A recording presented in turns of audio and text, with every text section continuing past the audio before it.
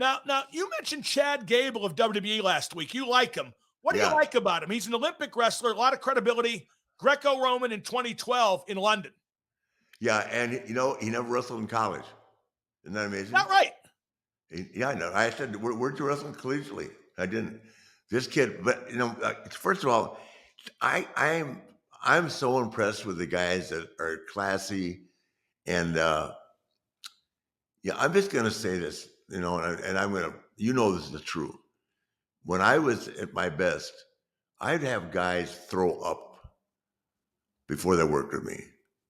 I intimidated them that much. No, that's what I swear to God.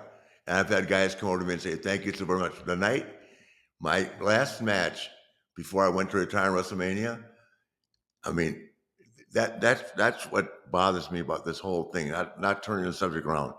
After WrestleMania, they brought me to Raw, and every writer on the show, from Brian to Ed, everybody, asked me to autograph the format for the show that as I've walked out of the building.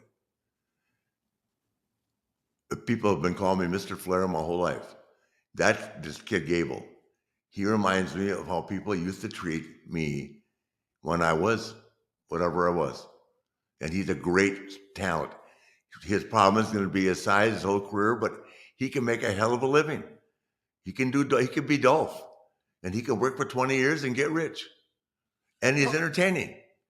And every time they try to do something, I didn't like the shortage either, but guess what? He's back on TV because he's good. He's Yeah, damn good. I think he's good, and I think he should be used better. I think he has that kind of credibility. But I I didn't do like too. I didn't like the Shorty G stuff either because No. once you see that, you can't unsee it. That gets Yeah. stuck in a fan's mind. Yeah, but now they got him a good situation again. I don't, they bounce around so much. But here's the important thing and the good thing for him is he's still there. And if you can be just a really good utility player, you're going to make money in this business and be in it for a long time. And if he gets the mindset that he can live with that, and maybe someday they'll put him up the ladder. But if he can just stay in the middle, he's making millions. He will. How small is too small? I don't know the answer to that. Because he's 5'8". I think that's on the lower limit. Like this guy, Jonathan Gresham, I don't know if you've ever seen him. He's 5'4", and he can work, and he's very credible with the way he works. Mhm. But I just don't know how small is too small. Well, you have to remember, now we got Brock and Roman. So, who's going to believe that guy can wrestle Brock? Who's going to believe he can handle Roman?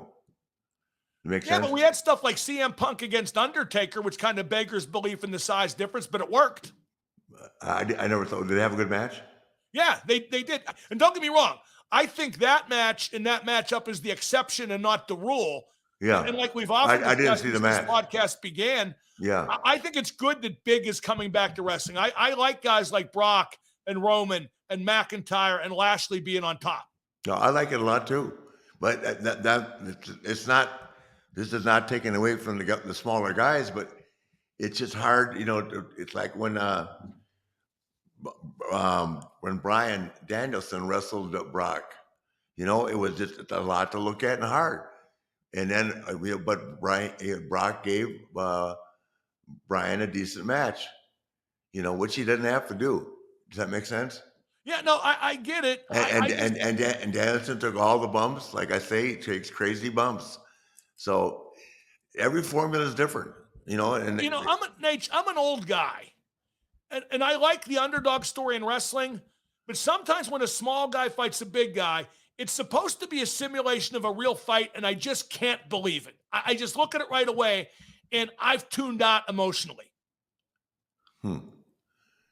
That's a good point. I mean, sometimes I'll watch the show, and then if I see something that I just can't stand, I go, okay.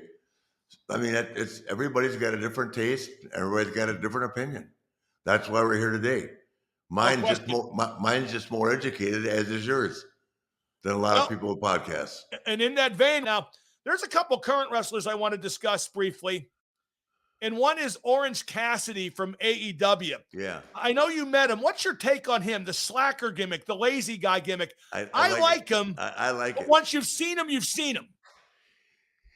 Yeah, but whether that's just it. He's unique, though. Does that make sense?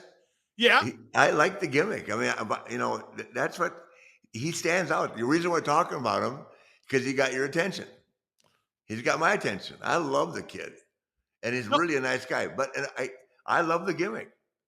no, I'm I not don't. being critical. I'm just not sure where you go from here with the gimmick. I don't know the answer to that either. But I don't. I like it, and I think he can do it for a couple more years. He's just an example of a guy you don't have to have on TV every week. Oh, no, well, put it this way. You don't have to have him work every week. I think Yeah, yeah. Oh, a character on TV, but I meant the working. Yeah, character on TV is excellent TV, yeah, no yeah, question. yeah. Absolutely.